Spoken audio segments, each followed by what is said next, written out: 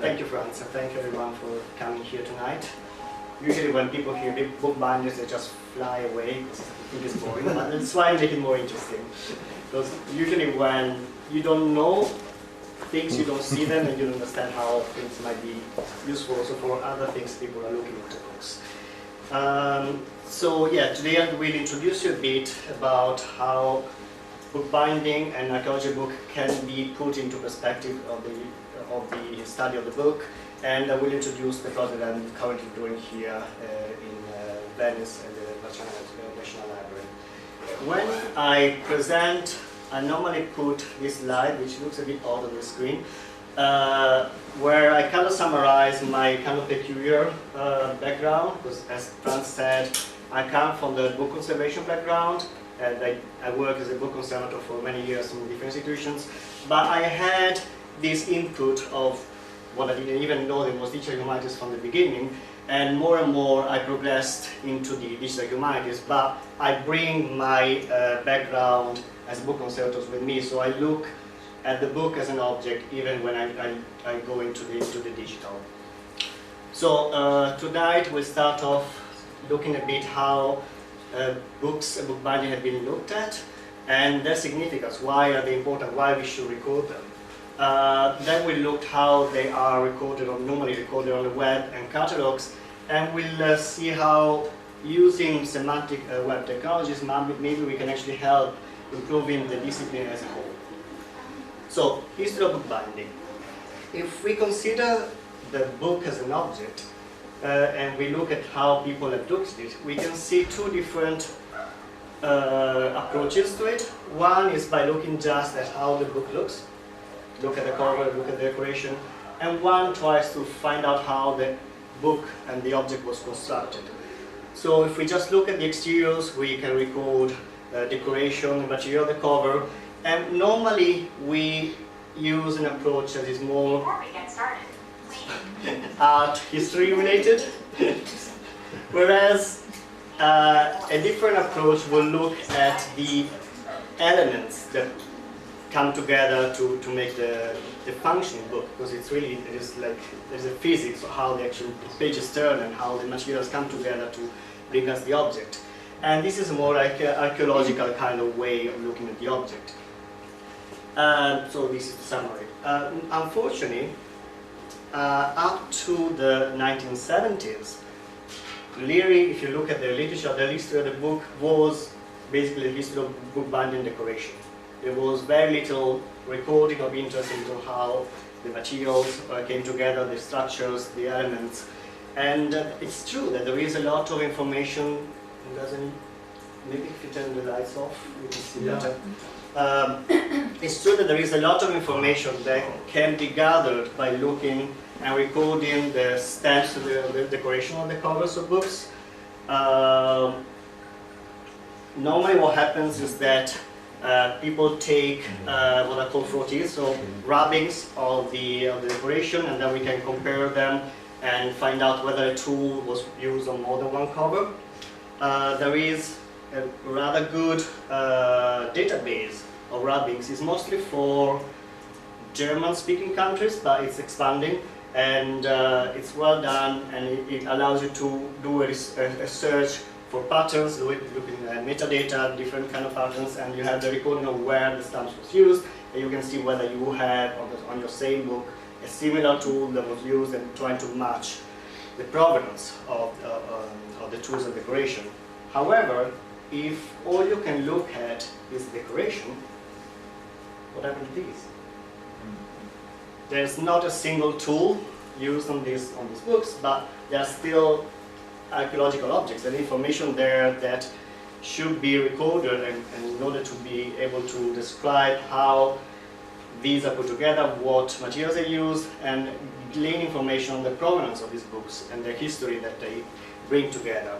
Normally what you find is that if they're described as limp parchment bindings, we'll see later on that actually all of these are very different structures, which come from different countries and different times. Unfortunately, the discipline of archaeology of the book is still rather young, and already almost a century ago, Goldsmith wrote that despite the great amount of literature that we have about bookbindings, very few people can actually give a reasonable description and I can tell you where a book was bound just by looking at the binding and when and why and by whom. As if you compare the amount of information that archaeologists can normally glean just by a little bit of shard of glass or pottery, there is a contrast there that is actually quite important. And we are still kind of in that area. Like, there are a few people who know a lot about bookbindings, but we're still missing the resources that we need in order to be able to have a good overview of the tools that we use and the materials, and try to find the data about the provenance, dating, and all of the things that we really would like to do. The first kind of input into the change towards this archaeology of the book approach comes from what is usually referred to as the Cochlear school, from the initiators of this trend. So we had Douglas Bennett Cockrell and his son Sidney Cockrell, who were bookbinders in London. And then they trained also Roger Powell. Roger Powell was the binder who worked on the Codex Sinaiticus at the Library of Congress when it was first rebound in the 1960s, I believe. They started a new trend that really changed a lot, both book conservation and also the history of the book as an object. From then we had a second round of scholars, which comprise Christopher Clarkson, who just passed away 3 years ago, and Nicholas Pickwood. And down there, amongst other people, that's me and the other people who have been trained by Christopher Clarkson and Nicholas Pickwood, we are trying to bring in more information. So what came out of the Cochlear school is, on the one hand, the modern book conservation. In fact, it was Christopher Clarkson who invented the term book conservation as opposed to restoration. In English, there are two different things. Book conservation really looks into how the book is made as its historical object, and then how we can repair it, restore it in a way that is not deleting evidence. Whereas restoration in English means really doing something that looks good but doesn't really look into how things were historically.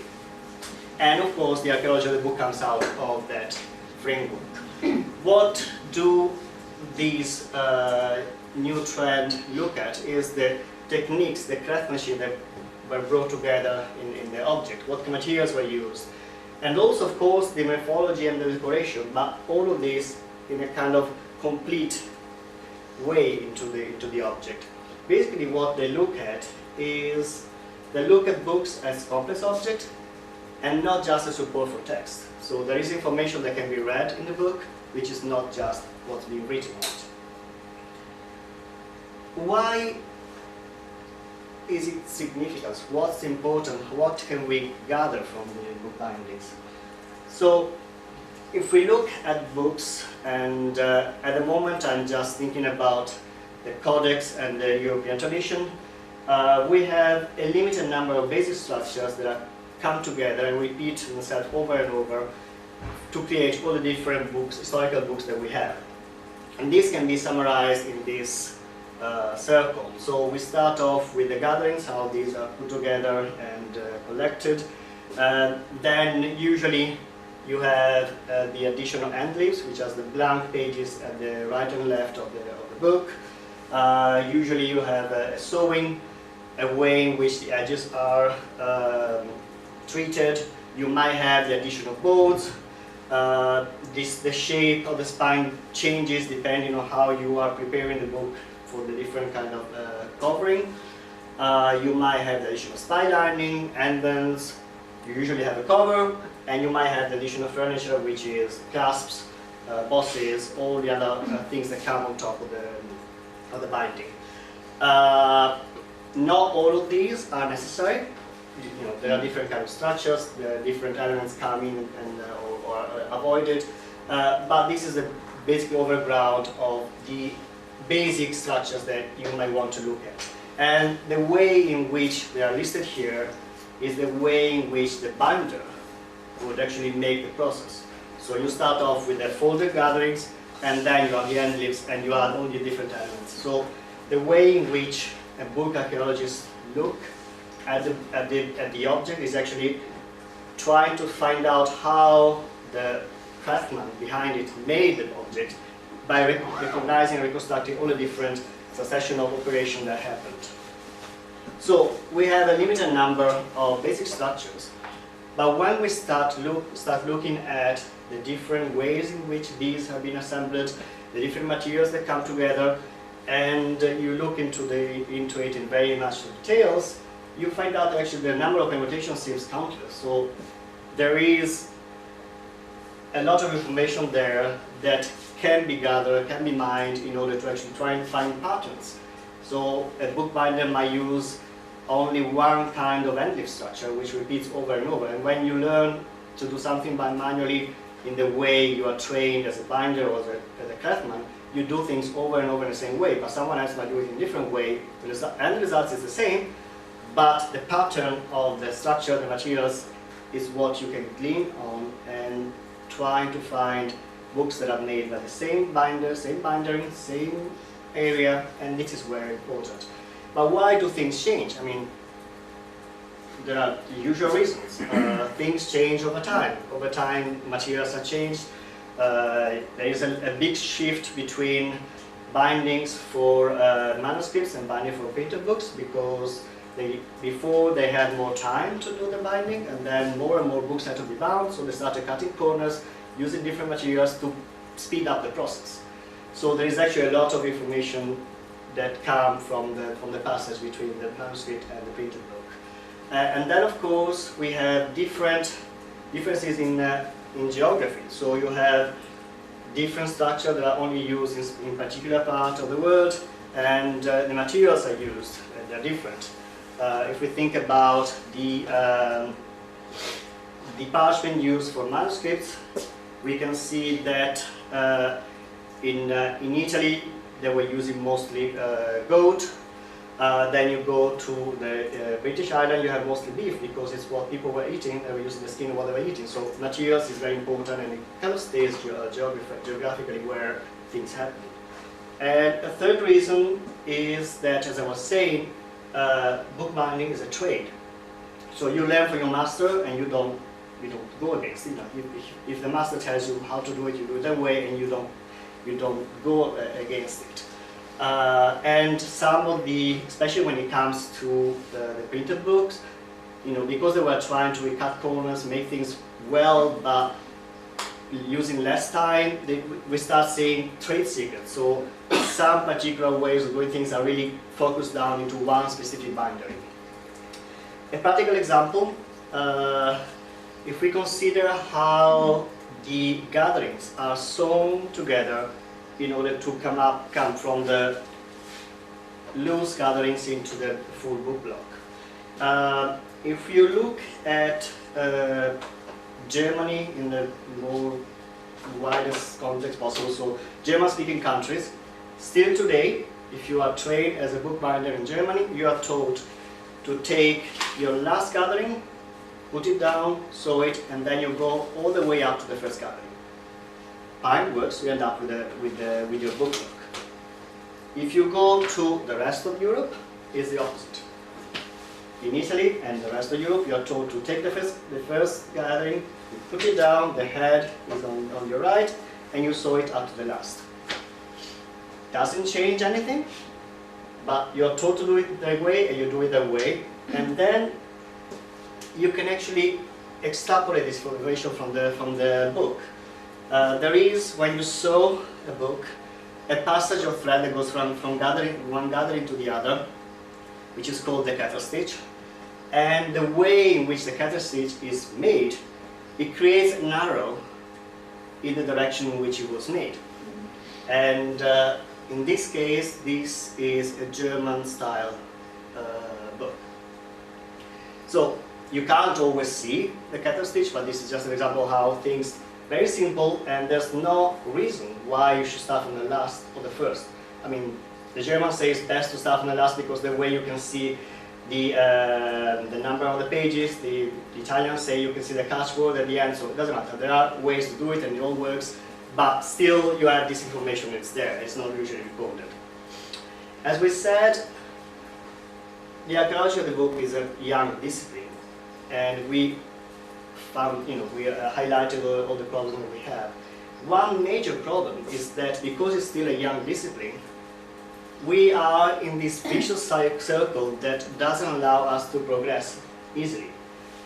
We have the problem that catalogers are not trained and don't know how to describe bookbindings, which means that these are usually not really recorded in catalogs, or if they are, as we will see in a second, they might actually provide misleading information, which means that if you are an expert trying to study bookbindings, you can't rely on the catalogs. You need to be able to access the books in the stacks, and unless you are a conservator or you know a conservator, you won't be able to do it. So you need to call up all the books one by one, and which means that you can't really write a proper manual of history of bookbindings, and you are restricted to only look at one very specific area and write an article about it, but you can't have an overview of the whole discipline across Europe. So which means you can't produce resources that catalogers can use to describe bookbindings, and over again, that's why they're still there a century later. As an example of a catalog that describes things improperly is this. So this is a book from a German collection which was printed in Ferrara in 1497, so we are in the incunabula area. And in the catalogs it's described as bound in a contemporary binding. So according to the catalog, this is the contemporary binding, which is a cardboard cartonnage cover with lace-through sewing support. If this were true, which would mean that this is the earliest example of this kind of binding, which precedes all the other binding of the style by about 50 years. So it's quite a lot. So if it is true, it would be very important to record. When Nicholas Pickwood went to actually have a look at the book, discovered that there were clues that something else happened there. So he saw, here it's easier, he saw that there were some marks of what looked like a bleed over from leather at the top and bottom of the head and tail of the first pages.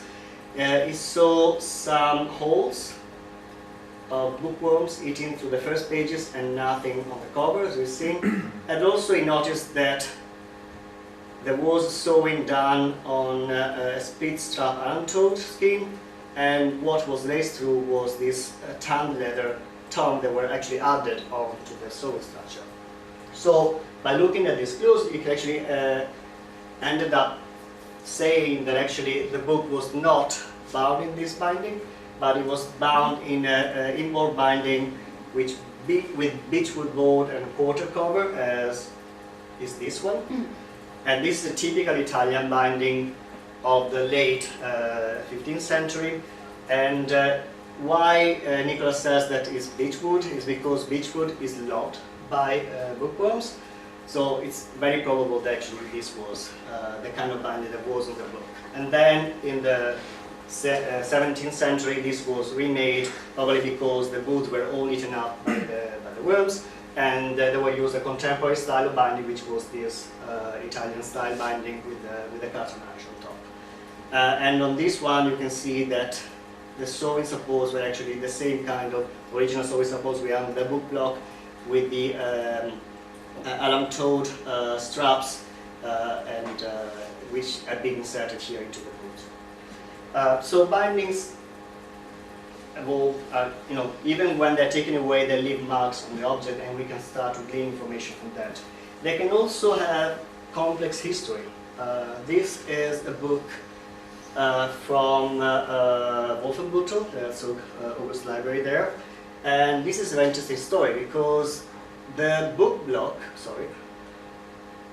was sewn in Italy. You can see the alum-toed straps, which are similar to the one we seen earlier, and it was actually sold as a sewn text block without any covering.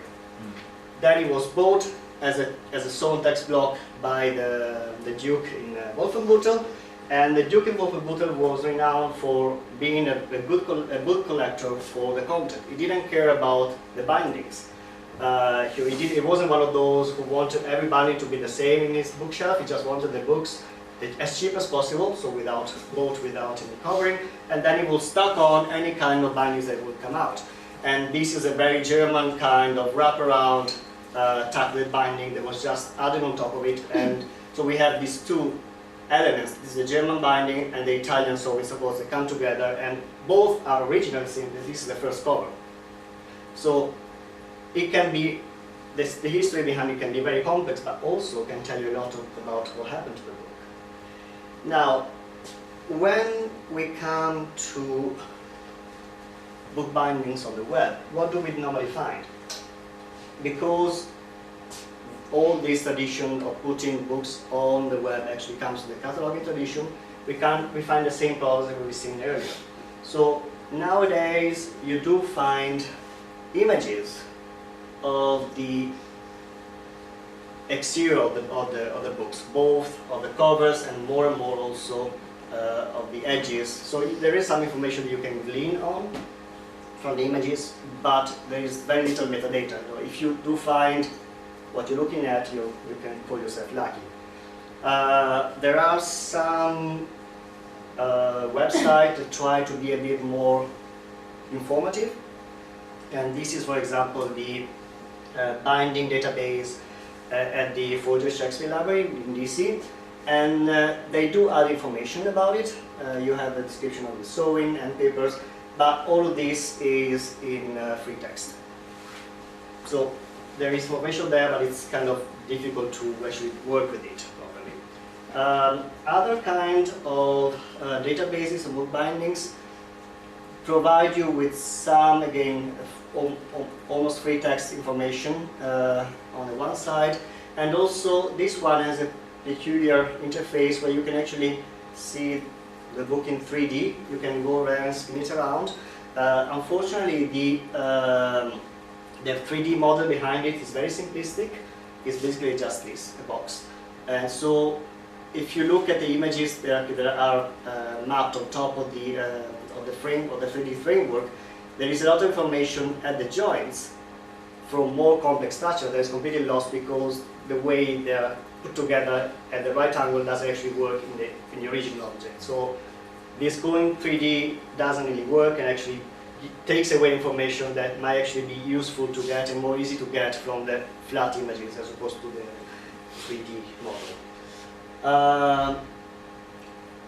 More and more catalogues online are done using the TEI, Text Encoding Initiative framework. The TEI is great for many things. When it comes to the physical description of the object, it's very much in line with the cataloging tradition that we've seen so far. So they do have elements to describe the bindings, the bind desk element. You can have the binding element as well, if you have more than one binding to describe. But then that's where it stops. What you get inside is free text. You might get some tagging about material used and definitely decoration. So again, what we see here is that the majority of the focus is actually on what you can see, the exterior, more on the art history approach as opposed to the archaeological approach. It's good, but we should really go a bit further to actually be able to tell the stories that the objects actually are telling us. One center that has been trying to actually change this and provide new ways into which we can actually use the bindings and describe them so that they actually are computable and useful. It's Legato Research Center at the University of the Arts London, where I did my PhD. The center is led by Nicholas Pickwood and Thanasis Velios. If you are in London, that's where Legato is. This is the Tate Britain, that's the Thames. It's actually quite a nice area to go to.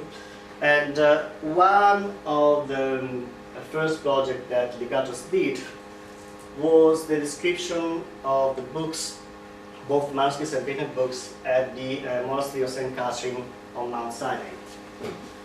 So that's the Mount Sinai, that's the monastery. It's actually on the site of the burning bush, if you're not familiar with the biblical story. That is the library on the top floor there. These are the 6th century walls.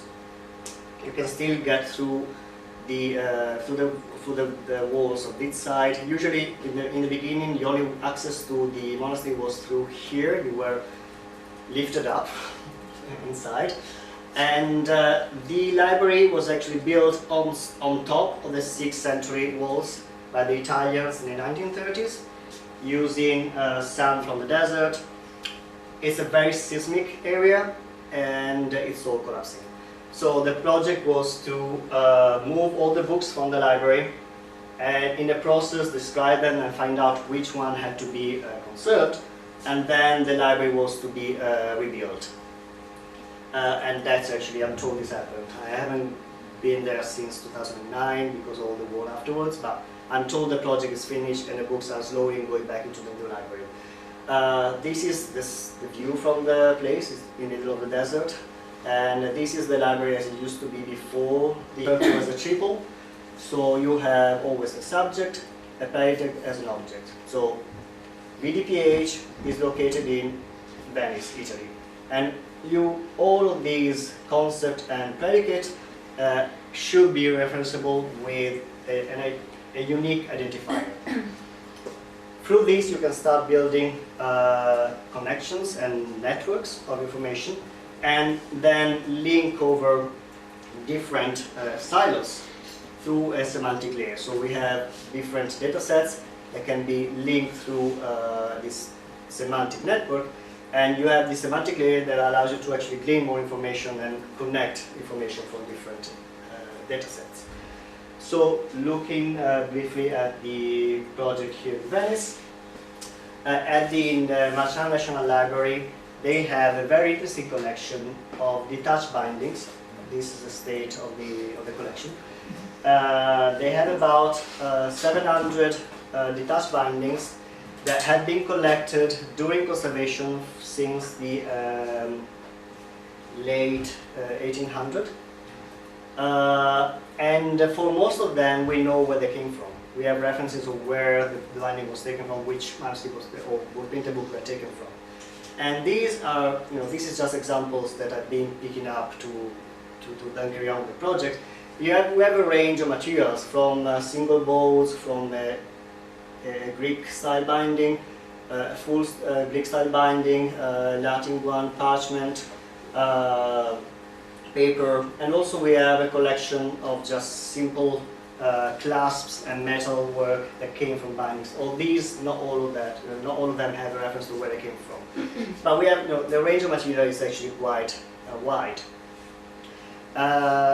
So what I'll be doing is, after I selected the material that I want to describe, I will describe them according to the legato schema. And as I said, the schema is not perfect, but it works, and I know it very well because, as was pointed earlier, I did most of my PhD actually on data that came from St. Catherine, and I worked in a way that actually I understood exactly where the schema was working or not, because in brief what I did is that I took the information that was recorded from the St. Catherine Monastery database, and I wrote a series of scripts that took the information and transformed it into a series of drawings that made you understand the structure in the kind of drawings that people normally do when they actually describe organic structures. And so this is the process, and what comes out is this kind of drawing. And these allow me to understand where things actually work or not, because computers are, they either go or not, they either function or not, and where things didn't work, then the drawings will not be able to come out. I'm going to describe the bindings according to the schema, and then I start on a mapping onto the CDOC CRM. So the CDOC is an ontology is an ISO standard that has been in development for the last, I think, almost 15 years. And it's actually it's specifically built for cultural heritage information. It's used as a kind of semantic glue that allows people to talk about different cultural heritage collection, but in a semantic, web-ready way. So you can actually map information from the legato schema XML description into the CDOC CRM, and there is a very useful tool that allows you to map things to the CDOC, which is the 3M, the Mapping Memory Manager, through an interface. Allows you to say, okay, when I have this part of my data, this is the kind of data that I want to get to, and I'm writing a series of scripts that takes the information and maps it to the CDOC and into an RDF ready source. One thing that's actually usually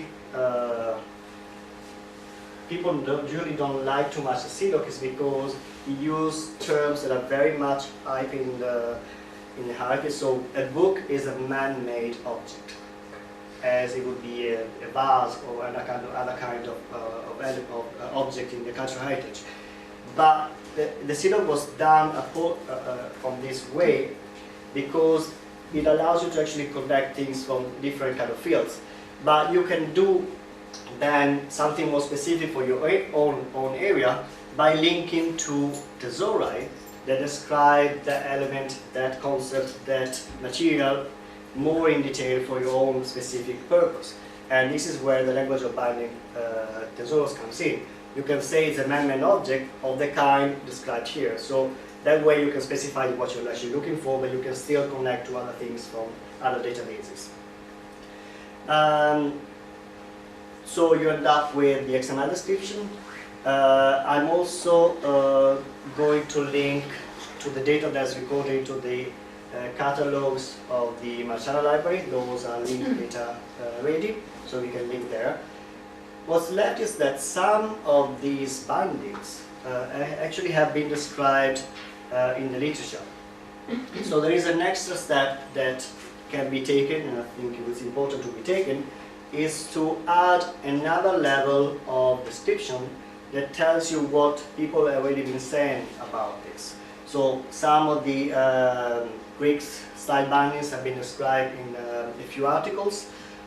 Same goes for the Aldin bindings, and some of them have been recorded by Christopher Clarkson when he was looking at paper and cartonnage bindings. So we have notes that are just there in the Marciana which can be integrated into the description. And there is an Excel module of the CDOC which is called the CDOC inf, which allows you to say this person has said this thing about this object, and you can provide where this was taken, so you can actually trace what people have been saying and add to the argumentation. Exactly. So in that way we can have all these different silos of information that actually are meshed together, and this description of these bindings will be the first data set that actually describe the bindings using this kind of technology, but then hopefully more people will start using it. And that way we can get into our vicious circle and trying to break it by allowing people to describe these bindings, providing tools, and allowing also machines to help us to understand this data. So my dream is that soon enough we'll be able to do some kind of distance reading also on the bindings. So right now you can do marvelous things about the text as according to the books, but for the actual objects, you actually have to go and to see them, and if we were able to actually describe them in a way that's computable, then you can actually have the computer say, okay, this is a pattern I'm seeing, and then start to work on large data about it, and we can actually progress with the full discipline. And that's where we stand.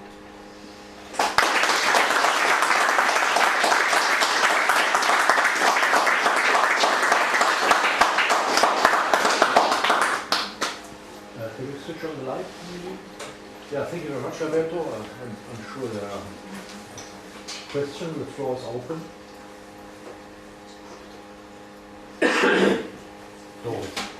Yes, I would like to know whether you were talking mainly on manuscript bindings, or there are also book as printed book It's both. bindings, and is there any, at least for the 16th, 17th century manuscripts and printed book, can you see, let's say, various parameters which are different or similar, or Yeah, definitely. I mean, the collection is both manuscript and printed books. And as I said earlier, more and more you get into the printed book area, the more peculiarities you find. And more and more you actually get differences between different states or traditions. So for example, the Italians carry on doing the endbirds. So those elements that they had and tail of the other books, yeah, and they sold them yes, properly all through all the gatherings, almost all the gatherings, up to the beginning of the 17th century, sometimes even up to the 1650s. Whereas if you go to France, already in the 1570s, you see they only do 1 or 2 or 3 tie downs, and then only to get there quicker, and which means that they break more easily and they're actually less valuable as an object. So you find that kind of differences. You also find that the sewing structure changes. More and more people have to do it very quickly. They start to find ways to do things more quickly. So the traditional way would be to start from your gather, you go all around all the sewing supports. We've seen the double sewing supports, that takes time. So you go to single sewing supports, so only one loop around. Then you start saying, okay, I have 3 supports, I'm only going to use 2 at a time. And then you get to the craziness where in the UK around this 1700, 1800, you are sewing 7 gatherings at the same time.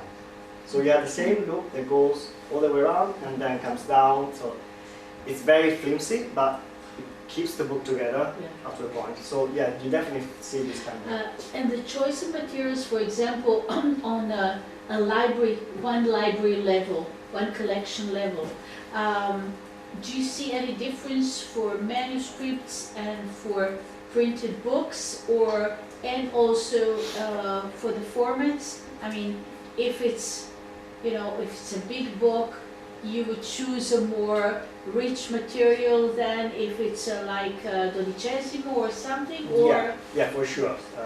The format tells you what kind of material you can actually but use. you don't have statistics for that. I mean, there are no statistics for that for the Not time available. being. Not available. Okay, thank you. You can ask Nicholas people, who knows. Any more questions? There's a question.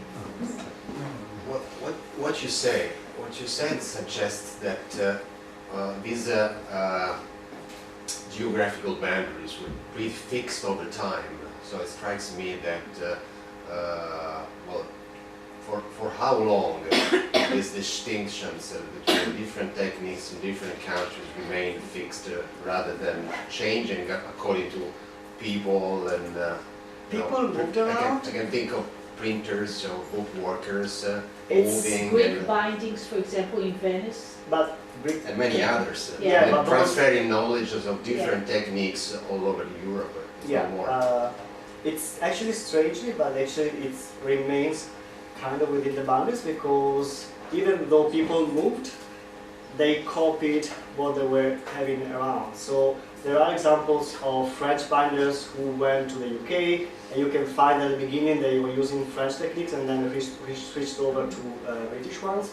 For the Greek bindings, those are called alla greca bindings because they actually only resemble the Greek style bindings, but they didn't know how things worked, so they did it in a Western way. So the Greek style bindings are sewn without sewing supports, and the end bands are above the, so if this is your book and this is your cover, normally everything is square. Whereas in the Greek style bindings, you have your end bands that come over here and over here, they're actually sewn through the bolts, and that means you can't have your book standing on the shelf, it has to be on the side.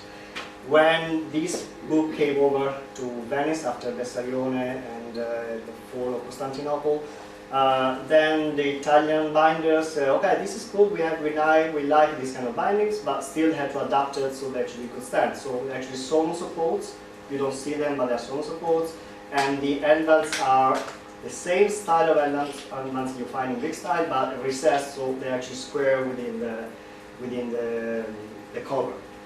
So you see separation, and every time you can glean what's happened. So, but yeah, strangely enough, the boundary is actually quite geographical. As I was saying earlier about the German style way of doing things from the last choir, if you go to Bolzano, they do it that way. You come down, you don't. So, because you learn it, it's something you learn that way, and you just carry on doing it. You don't transfer, you don't take it with you, and then if you do, then maybe teach to others. Yeah. So, but things are very slowly. It's also a question, I think, of what people, when they bought the books or the manuscripts, Wanted. preferred. Yeah, Where yeah. they saw the same thing in a German, I know, I know. yeah. That's so- why Italian cooks yeah. in the UK made carbonara maybe with Yeah, that's not talking about carbonara. not with egg but with cream, you know, Yeah, you know what I'm and talking about. mushrooms for some reason. Yeah, because that's what people want. Yeah, exactly. Here's the question. Yeah. Which is the theory behind the department? So one of the last theories I heard is that when you make alum toad skin, pelle allumata in Italiano, you don't tan the leather, but you produce this leather-like material which is made with salts. So you are introducing salts into the skin in order to preserve it, and it's always very white. Unfortunately, there is a series of bacteria that love salts, and their byproduct is pink.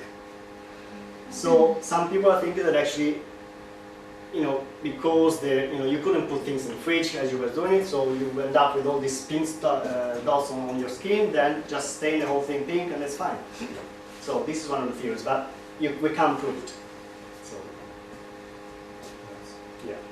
I was slightly disappointed about the matching of the description model from Legatus to CDOC CRM. So just this is a man-made object and it's here. It's described here. So there's no real matching. So what do we win, or will this be further refined? Because I mean it's such a complex work of art. So with components, leather, wood, all the components all the components will then be unmatched. unmatched. Yeah. So, but you are going to try to match them, or to find, or are there no categories that you can use to describe, for example, a thread that is used for the sewing is a man-made object. So you have these layers of man-made objects. Yes, so yes. these are all components, Yeah. and then you can establish semantic relationships on each level. So that's okay. Because maybe I missed something, but you stopped and okay, the book is a man-made object. And it was just described simplified because people. So then you go all through the levels of details. Yeah. Okay. So then And the tutorials also describe the techniques. So you can in the CDOC you can say how things were made, and the event they created something, and you can match that to the way. So the sewing will have a particular kind of terminology, will tell you how it was made, and you can carry on. The aim is to lose no detail of information. So to be completely CDOC CRM compliant without any loss of information. Yeah, exactly. And the Legatus description is granular enough. Yeah. And what's the direction to TI? Is there? It's too complex. Yeah. Too special. It's not text anymore. Yeah, exactly. And I mean, You don't need TI for that. I mean, you can use namespaces and import information there. But also, what's important is that through the XML description, you can stop at the level you know. So if you only know that it's a solving support, then do that, say that, and then you can add information more and more. And link data allows you to do this more easily than to go into the XML description. And what's important is that instead of saying this is a contemporary binding, I don't know why it's that, it's more important that people describe what they're seeing, and then we can start really gleaning information from that, as opposed to expecting the catalog to give you the information as a ready-made product.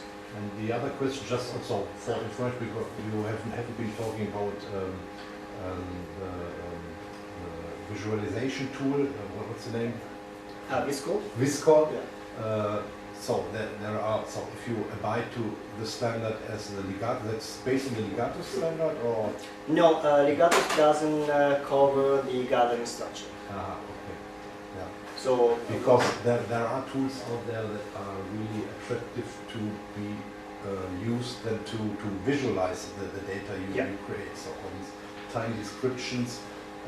So if you prefer to have a paragraph that is unstructured information, you can't use these tools, and that's a real benefit. So just to stress this benefit of detailed descriptions.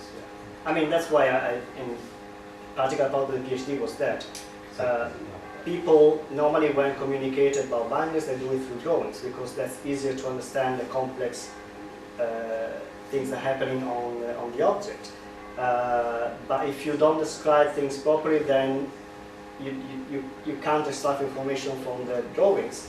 So how do we do this? So we have the information in database, but the database is so granular that actually it's impossible for us to visualize it as we read through the data, because I mean our memory is not great. We have about 7 to 9 bits of information that we can manage at a time with our RAM. So for complex structure you can do it, but we are very visual, so if you get the same information in a visual way, you can actually see the patterns here and understand the structure way more easily and immediately, and then go back to the database if you need. And the same principle is for Visco. How linkable are the library catalogues that you work with? Let's say they get the adoption system, they describe things as one to describe it, but how So easy is it to actually make them link the information? we'll see. I don't know. They are link open data ready, so I think the basic level will be we have our descriptions here and we'll link to the description there, and at least we have a matching there. I mean, I don't think that would be easier to do something more right now at the moment, because the library move very slowly, and the fact that already linked data ready is something. So let's say a basic link at the moment would be at least people can get information from the catalog. Yeah, that's what I was asking, whether the catalog is open and Yeah, accessible it is, rather yeah. than-